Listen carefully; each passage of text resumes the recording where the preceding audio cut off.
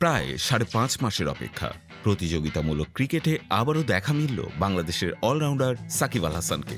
Pakistan super লিগে লাহোর কালান্দার্সের হয়ে অভিষেকটা রূপকথার মতোই হতে পারত, কিন্তু বাস্তবতা ছিল ভিন্ন। ব্যাট হাতে গোল্ডেন ডাক আর বল হাতে উইকেটহীন। সাকিবের প্রত্যাবর্তন ম্যাচ যেন ভুলে যাওয়ার মতো এক অধ্যায়। তবে তার দল লাহোর কালান্দার্স ঠিকই তুলে নিয়েছে গুরুত্বপূর্ণ এক জয়, যা নিশ্চিত করেছে তাদের প্লে অফের টিকিট। 18 মে রোববার বৃষ্টির কারণে ম্যাচটি গড়ায় 13 ওভারে। পেশোয়ার জালমির বিপক্ষে টসে হেরে প্রথমে ব্যাট করতে নামে লাহোর। 20 ওভারে 7 উইকেটে 149 রানের সংগ্রহ দাঁড় করায় তারা। ইনিংসের মূল ভিত্তি করেন দুই ওপেনার। ফখর জামান খেলেন 60 রানের দারুণ ইনিংস, আর মোহাম্মদ নাইম মাত্র 10 বলে করেন 22 রান। তবে সাকিবের জন্য দিনটি ছিল হতাশার। 7 নম্বরে ব্যাট করতে নেমে প্রথম বলেই বোল্ড। কোনো রান না করে সাজঘরে ফিরতে হয় তাকে।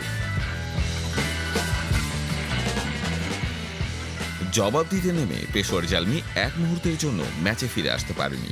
লাহোরের বোলিং আক্রমণের সামনে যেন ছিন্ন ভিন্ন হয়ে যায় বাবর আজমের দল। সালমান মির্জা একাই তুলে নেন 4 উইকেট। শাইন আফ্রিদিও ছিলেন দারুণ ছন্দে।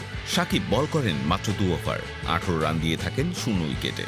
বাকি 1 ওভার তাকে না দিয়ে কৌশলগত কারণেই দায়িত্ব নেন অন্য বোলাররা। শেষ পর্যন্ত 8 উইকেট হারিয়ে পেশোয়ার থামে 123 রানে। ফলে 26 রানের জয়ে লাহোর কালান্দার্স নিশ্চিত করে প্লে অফ।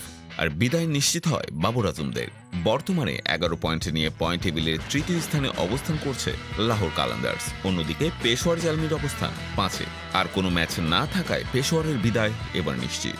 দিনটা সাকিব আল হাসানের না হলেও তার ফেরার মধ্য দিয়ে লাহোরের নতুন শুরু। প্রথম ম্যাচে আলো ছড়াতে পারেনি ঠিকই, তবে বিশ্বসেরা এই অলরাউন্ডার আবার ফিরবেন। সেই চেনা রূপে জ্বলে উঠবেন, ম্যাচ মোড় ঘুরিয়ে দেবেন একাই।